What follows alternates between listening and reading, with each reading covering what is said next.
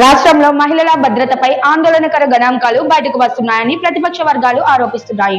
కూటమి ప్రభుత్వం వచ్చిన తర్వాత మహిళలపై అగత్యాల కేసులు గంటకు 3 చొప్పున నమోదవుతున్నాయని విమర్శలు వెల్లువెత్తుతున్నాయి. ఇటీవల స్కూల్ కు వెళ్లే ఒక చిన్నారి హత్యకు గురైన ఘటన రాష్ట్రాన్ని కలిచివేసింది. ఈ ఘటనపై ప్రజల్లో తీవ్ర ఆగ్రహం వ్యక్తమవుతోంది. ఎంత దారుణం! హోంమంత్రి గారు బిల్ గేట్స్ తో ఫోటోలు దిగడం మీద చూపించే శ్రద్ధ.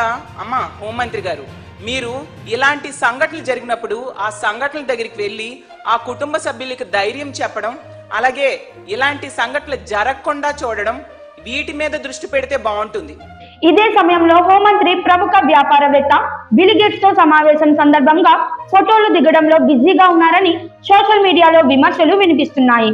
మరోవైపు విద్యాశాఖ మంత్రి విదేశీ పర్యటనలో భాగంగా కొలంబియాలో క్రికెట్ మ్యాచ్లను వీక్షిస్తున్నారని ఆరోపణలు వచ్చాయి. అలాగే ఈమె స్కూల్కి వెళ్ళే బాలిక. మరి విద్యాశాఖ మంత్రి గారు ఏం చేస్తున్నారంటే స్పెషల్ ఫ్లైట్లు వేసుకొని కొలంబో లాంటి ప్రాంతాలకు వెళ్ళి క్రికెట్లు చూడడంలో శ్రద్ధ చూపిస్తున్నారు. దాని మీద చూపించే శ్రద్ధ ఇలాంటి మైనర్ బాలికలు స్కూల్కి వెళ్లే పిల్లలకి రక్షణ కల్పించడానికి ఎటువంటి చర్యలు తీసుకోవాలి? ఈ నేపథ్యంలో మహిళల భద్రతపై ప్రభుత్వం తక్షణ చర్యలు తీసుకోవాలని సామాజిక వర్గాలు డిమాండ్ చేస్తున్నాయి. ప్రజల ప్రాణాలకు సంబంధించిన అంశాల్లో నిర్లక్ష్యం ఉండకూడదని నిపుణులు సూచిస్తున్నారు.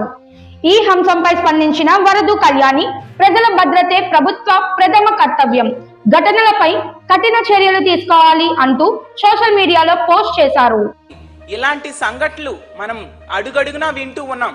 ఆ సంఘటనలు జరిగినప్పుడు నిందితులకి కఠినంగా శిక్షలు పడేట్టుగా చేయడం మీద చూపిస్తే బాగుంటుందని విద్యాశాఖ మంత్రి గారికి కూడా తెలియజేస్తూ ఉన్నాను. చూసుకుంటే కూటమి ప్రభుత్వం అధికారంలోకి వచ్చాక ఎన్ని సంఘటనలు వినాల్సి వస్తూ ఉందంటే రోజుకొక సంఘటన. ఈరోజు అధికారికంగా ప్రభుత్వమే చెప్పింది రోజుకి 70-80 కేసులు నమోదవుతున్నాయి. మహిళల మీద అఘాయిత్యాలు, అత్యాచారాలు, హత్యలు. అంటే గంటకి 3-4 సంఘటనలు నమోదవుతూ ఉండే పరిస్థితి మనం చూస్తూ ఉన్నాము. అలాగే నిన్న